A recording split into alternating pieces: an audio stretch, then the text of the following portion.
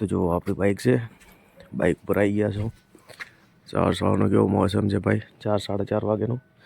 ને બાઇક ઉપર જુઓ તમને દેખાતો છે, બાઇક ઠાર પડેલો છે। બાઇકને ઓન કરી દઈએ, इंस्ट्रूमेंट ऑन करी। देखिए जे बाइक सेल સવારમાં છે એટલે બાઇક પણ કોલ્ડ સ્ટાર્ટ થયું છે, તો 2-5 મિનિટ વેઇટ કરવી પડશે।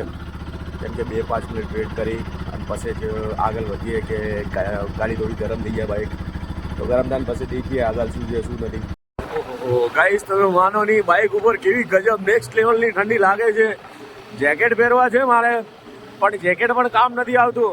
તમે નહીં માનો કે હું બાઇક પર હાલ બેઠો છું ને, તો મને એમ લાગે છે કે ઠંડી તો ચારે પૂરે નીકળે છે, ગજબ લેવલની ઠંડી લાગે છે। તો પણ ઠીક છે, ક્યાં જઈને શું હાલત થાય જોઈએ છે। હવે ઘણું બધું નથી કીધું, ત્યાં જોઈએ પહોંચીએ પછી જોઈએ ગાઈસ।